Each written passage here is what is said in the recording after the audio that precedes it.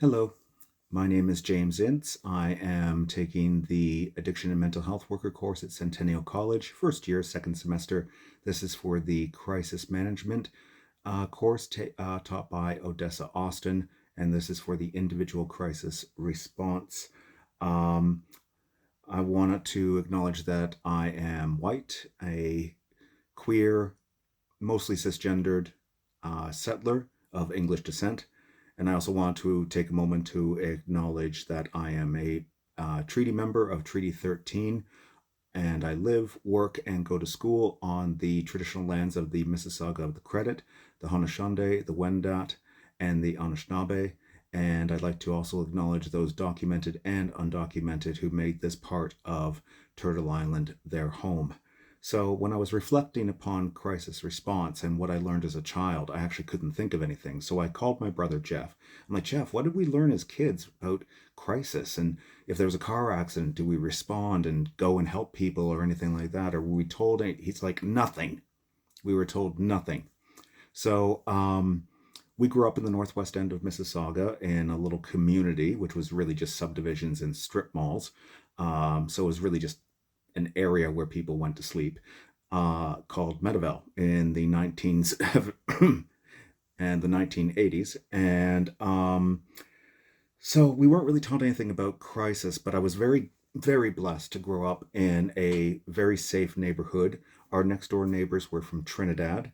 So I grew up around the smells of, curried foods and spices that we didn't have in our house. The only spices we had in our house was salt and pepper. And everything was boiled in our house, and the salt and pepper shakers sat on the table, and they were really just more for decoration. So my brother ended up marrying a Nigerian woman, and so I had the wonderful opportunity to go to a Nigerian traditional wedding, and it was so amazing. The traditional music, the traditional clothing of the Nigerian people. In the kitchen, all the aunties and grandmothers were making tons and tons of delicious, amazing food. And I've received nothing but love from both the Trinidadian community, from our right next door neighbors, and my extended family from Nigerian descent. And I'm really grateful for those experiences. So I went to church very briefly. I could count on one hand, so that really wasn't an experience for me. Um, Biases. I would say I do have biases. I mean, we all do. But my biases are sort of fears and concerns about the industry itself and the homophobia, in particular the transphobia that's in the addiction and mental health industry. So I will be there to acknowledge that as needed. I'm also aware of other communities that are very traditionally very homophobic. And so, yeah, my guard is definitely up. But my job is to help people, and that's what I'm intending to do. So I just want to, in the sense of crisis, I think I should acknowledge that I've been through a lot of crises myself, a lot of trauma. I had a stroke.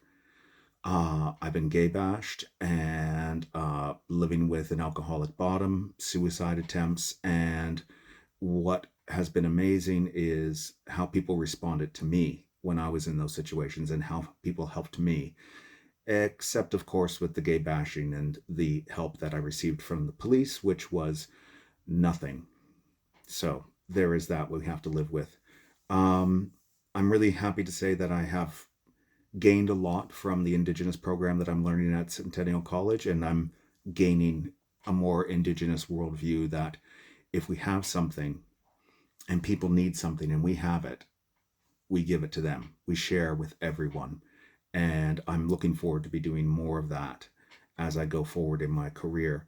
I think our biggest thing with people with trauma, especially, is our fear of other people, our fear of what people think of us and how people perceive us, especially if we have a history of mental health and addiction.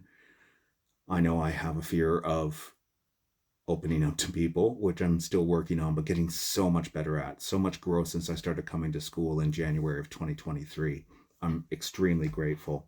So as for my self care, Naps. It's not bubble baths, it's naps. When I'm tired, I take a nap. Before work, working at midnight on weekends, I take a nap before I go to work because I need to be up and awake and aware. And some of the things we did for calming, for grounding exercises, I use those on a regular basis. And while I'm at work, breathing exercises, I've started meditating. Um, and my job is not to burn out. I want to actually get to work. Before I graduate, I could easily burn out if I didn't do these things easily. And I'm going to have to continue to do them throughout my career if I want to be successful in my career and help other people. And I desperately do. So, with that, yeah, I'm just being gentle with myself. I'm hoping my co students are being gentle with themselves, and keeping an open mind has been absolutely key. And I'm really grateful for all of this and everything I'm learning, and going forward, looking forward to learning so much more. Thank you very much.